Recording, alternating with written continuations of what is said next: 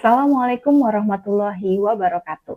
Berjumpa lagi dengan saya Indri untuk perkuliahan filsafat dan juga metodologi penelitian. Rekan-rekan mahasiswa, pada perkuliahan filsafat dan juga metodologi penelitian kali ini, kalian memiliki luaran wajib, yaitu tugas akhir.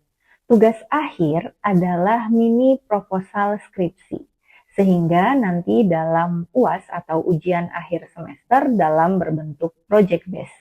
Harapannya teman-teman semua yang sudah membuat proposal skripsi sebagai tugas akhir, ini nanti bisa diteruskan sebagai proposal yang juga akan diajukan sebagai proposal untuk diseminarkan ya pada seminar proposal untuk pengajuan tugas akhir skripsi. Jadi kita akan belajar nantinya bagaimana membuat proposal yang baik. Tentunya proposal yang baik bukanlah proposal yang sempurna. Kita sadar bahwa masih banyak kekurangan nantinya, cuman pada kelas ini nanti akan kita coba untuk meminimalisir kesalahannya. Sehingga selesai dari perkuliahan kelas dari metodologi penelitian ini, teman-teman dapat langsung mengajukan tugas akhirnya sebagai proposal yang akan diseminarkan di syarat pengajuan skripsi. Baik, langsung saja saya akan mencoba untuk menjelaskan apa saja tahapan-tahapan yang ada pada proposal. Proposal terdiri dari 3 bab. Bab yang pertama adalah bab pendahuluan, lalu bab yang kedua adalah kajian dari teori, dan beberapa penelitian terdahulu. Nah, teman-teman, karena saya adalah dosen di UPN Veteran Jakarta, dan tepatnya pada program studi ekonomi pembangunan, kita memiliki pedoman skripsi. Dan harapannya juga pedoman skripsi ini sudah teman-teman pegang ya. Jadi pada saat kita masuk dalam perkuliahan filsafat dan metodologi penelitian ini, teman-teman mahasiswa sudah memegang pedoman skripsi tersebut. Sehingga teman-teman sudah bisa mempelajari dengan mudah pedomannya dan mampu untuk menerapkan ke dalam proposal skripsi. Nah, kita kembali lagi kepada bab 2 yang tadi saya sampaikan. Di pedoman penulisan tugas akhir atau skripsi yang ada di program studi ekonomi pembangunan di bawah dari binaan fakultas ya tentunya. Jadi kita memiliki 15 penelitian terdahulu yang nanti dicantumkan di bab 2. Nah, 15 penelitian terdahulu tersebut terdiri dari 10 penelitian nasional, 5 penelitian internasional. Nah, teman-teman bisa mencari mulai dari sekarang apa saja 10 penelitian dari nasional menyangkut dari tema atau judul yang pengen teman-teman teliti. Lalu 5 yang internasional juga bisa teman-teman cari di beberapa situs ya, tidak hanya dari Google, tapi ada situs Science Direct, ada situs Elsevier, dan masih banyak lainnya. Nah, apa sih kategori untuk penelitian yang berbasis internasional atau mereka memang skopnya internasional? Untuk memudahkannya, agar kita bisa memilih dengan benar adalah bahwa kelima penulis dari 5 jurnal tersebut, maksud saya, jadi 5 jurnal tersebut penulisnya memang benar adalah orang internasional, bukan orang yang berasal dari Indonesia. Itu. Jadi tidak menutup kemungkinan gitu ya bahwa misalnya jurnal yang teman-teman miliki saat ini sebagai referensi memang penulisnya orang Indonesia, tapi untuk membuktikan dia internasional atau tidak, teman-teman harus cek di website yang namanya Scopus. Nah, ketika teman-teman memasukkan nama jurnal dari para penulis Indonesia ini, teman-teman akan mengecek ya di jurnal Scopus tersebut nama jurnalnya apakah memang terdapat pada basis Scopus. Jadi memang Scopus adalah jurnal yang diakui secara internasional yang realitinya itu adalah yang bagus gitu teman-teman. Sebenarnya banyak juga untuk jurnal-jurnal yang lain gitu ya, yang dari internasional, tapi khawatir tidak terakreditasi, tidak diakui, malah nanti akan menjadi perdebatan pada saat sidang nanti di sidang akhir skripsinya. Jadi saya sih menyarankan untuk memang teman-teman ketika dapat satu jurnal yang dirasa judulnya internasional, tulisannya juga internasional berbasis Inggris gitu ya. Terus harus dicek dulu di scopus.com, bener nggak jurnalnya masuk atau tidak ke dalam Scopus. Ketika memang ada, ya silakan bisa digunakan walaupun penulisnya adalah orang Indonesia. Nah, berarti harus ada sumber ya, sumber dari jurnal tersebut gitu. Dan kita nggak bisa mengklaim asal saja internasional, yang penting judulnya sudah ada internasionalnya, terus tulisannya ada internasionalnya, tapi ternyata jurnal itu tidak terdata di dalam Scopus. Nah, itulah yang sangat disayangkan. Saya sih selalu bilang sama mahasiswa, jauh lebih mudah ya memang teman-teman cari di situs yang namanya Science Direct.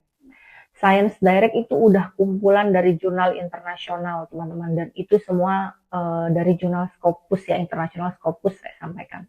Jadi teman-teman mahasiswa mencarinya jauh lebih mudah dan referensinya insya Allah itu semua sudah benar gitu ya. Jadi teman-teman nggak usah pusing lagi, saya jurnalnya udah pasti internasional atau enggak gitu ya.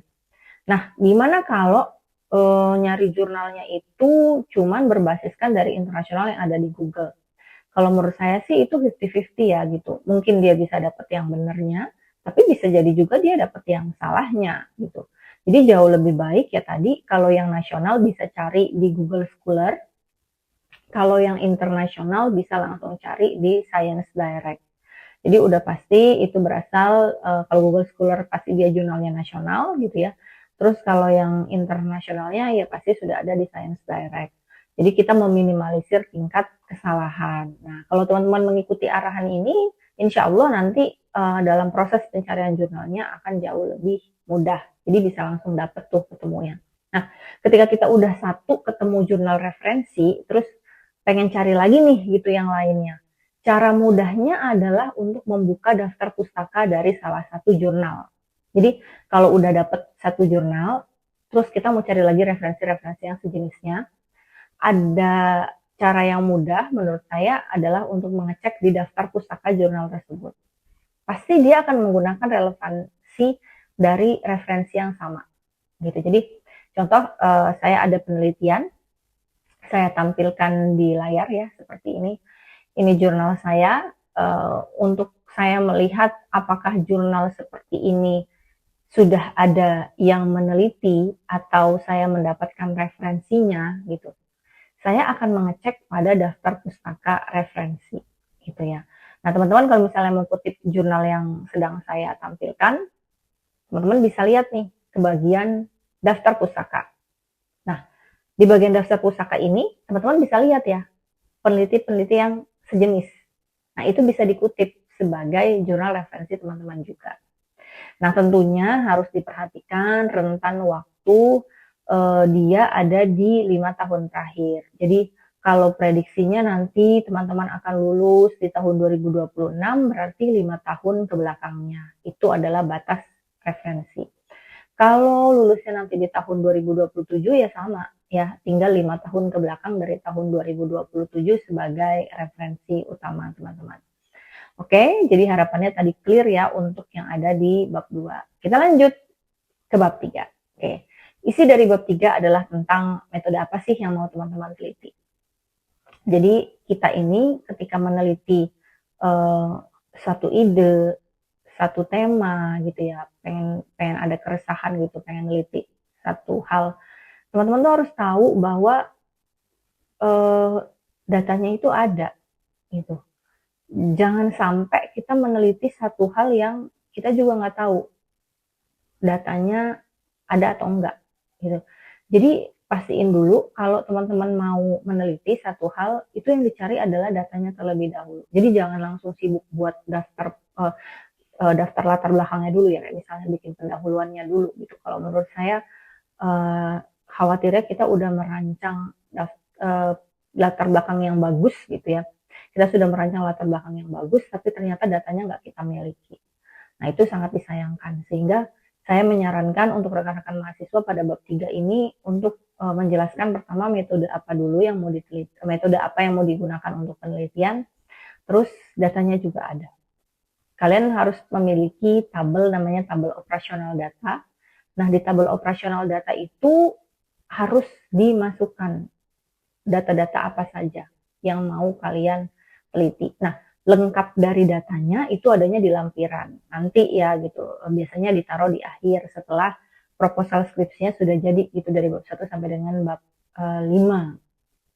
Nah, jadi sekali lagi saya simpulkan untuk proposal penelitian, biasanya kalau teman-teman di UPN Veteran Jakarta, kita sebutnya di Prodi EP itu adalah GUP. GUP adalah gambaran umum penelitian. Nah, di gambaran umum penelitian ini, teman-teman ya membuatnya secara ringkas saja, cukup 10 halaman itu sudah bisa kita terima sebagai GUP. Yang penting di 10 halaman itu berisi tadi di bab 1 ada latar belakang, bab 2 ada teori dan juga ada penelitian terdahulu, 15 penelitian terdahulu. Ingat ya 15. 10 yang nasional, 5 yang internasional. Selanjutnya diingatkan lagi untuk yang bab 3 harus menjelaskan metode apa yang mau teman-teman gunakan untuk penelitian, kemudian membuat tabel operasional data. Jadi isinya cuman tabel operasional data itu isinya adalah variabel-variabel apa yang mau kita gunakan, variabel atau indikator apa yang mau kita gunakan gitu. Nah, nanti ketika sudah jadi bab 1, bab 2, bab 3 jangan lupa teman-teman juga memberikan referensi daftar pustaka. Karena biasanya ketika kita menulis di latar belakang, lalu kita menulis di teori, terus di metode, jurnal-jurnal referensi sebelumnya, itu kan ada referensi jurnal apa ya tempat kita mengambil tulisan-tulisan tersebut. Nah, biar nanti enggak kesalahan sih, baiknya kita harus punya kutipan gitu ya teman-teman, untuk memudahkan teman-teman nantinya membuat daftar pustaka, sehingga tulisannya itu kalaupun nanti harus diturnitin, turnitinnya itu pasti sangat-sangat kecil karena teman-teman sudah menerapkan semua kaidah-kaidah penulisan dengan baik. Terus teman-teman juga mengutip juga dengan cara yang benar. Banyak sekali software-software untuk kutipan itu, software seperti Zotero ya, terus ada juga Mendeley, terus ada juga yang berbasisnya APA. Nah, kalau APA itu dia sudah bawaan dari Microsoft Word ya, teman-teman. Jadi kita nggak usah pusing mencari aplikasi lain untuk mengkutip. Jadi kita udah memasukkan secara manual di dalam APA di bagian referensi yang ada di Word. Oke, tadi alhamdulillahnya sudah terjelaskan ya komponen apa aja yang ada di proposal penelitian. Untuk yang di bab 1 ada di latar belakang, yang kedua ada teori dan beberapa penelitian terdahulu, dan yang terakhir adalah di bagian metodologi penelitian serta data. Jadi tips dari saya gitu ya, untuk memulai ketika teman-teman semua mengerjakan skripsi, cari dulu datanya. Kita punya ide nih, misalnya saya tuh di bagian pangan ya, dan saya di bagian concernnya juga di bagian kerentanan. Saya pengen neliti, waktu saya meneliti tentang kerentanan terhadap kerawanan pangan. Berarti saya harus mencari hal-hal yang menyebabkan pangan itu rawan, nggak bisa digunakan. Gitu.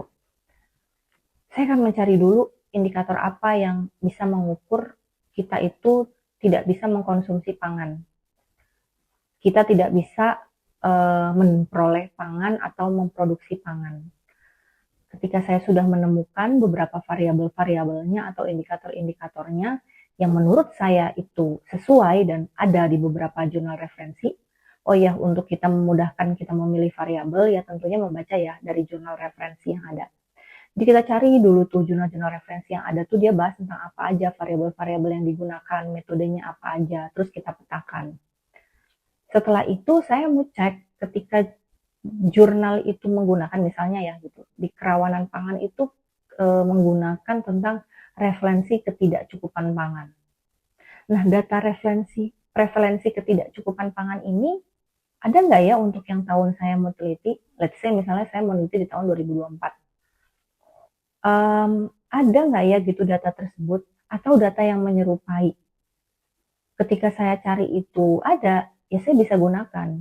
Tapi kalau ketika saya cari terus itu nggak ada, berarti variabelnya jangan digunakan. Harus mencari referensi yang lainnya. cari lagi di jurnal-jurnal yang lain ketika kita bilang kerawanan pangan itu dinilai pakai apa. Misalnya, terus saya ngeliat lagi gitu ya, oh ada data tentang produksi padi di salah satu jurnal. Jadi harapannya kalau produksi padinya tinggi berarti orang-orang nggak jadi rawan pangan, jadi nggak ada kelaparan gitulah bahasanya. Ada nggak nih data produksi padinya di tahun 2024? Gitu. Ya kalau ada ya silahkan digunakan. Dan seterusnya ya variabel-variabel lain yang kita rasa cukup untuk merepresentatifkan penelitian apa yang mau kita lakukan. Jadi ya kita bisa gunakan. Tapi kalau misalnya data-datanya nggak ada, terus kita tetap mau neliti itu gimana? Sebenarnya bisa kalian buat menggunakan data kuesioner, ya. Kalian olah sendiri gitu kuesionernya bisa, gitu. Cuman kan jadinya mungkin teman-teman harus mencari data primer gitu ya, terus cari-cari gitu data sana kemari. Nah kalau mau lebih mudah memang pakai data sekunder.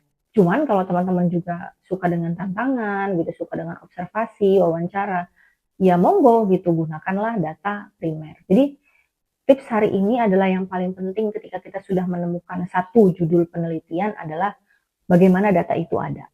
Nah, ketika datanya sudah support, datanya sudah tersedia, ya rekan-rekan mahasiswa semua bisa meneliti apa aja gitu. Karena percuma kita mau neliti hal yang bagus gitu kan ya, tapi kenyataannya datanya nggak punya gitu. Ya buat apa gitu kan ya diteliti. Atau datanya juga nggak bisa kita buat, nggak bisa kita jadiin data primer. So, hal yang paling mudah dan meminimalisir kesalahan adalah check the data first and then kamu tahu data tersebut mau diolah menggunakan metode yang seperti apa.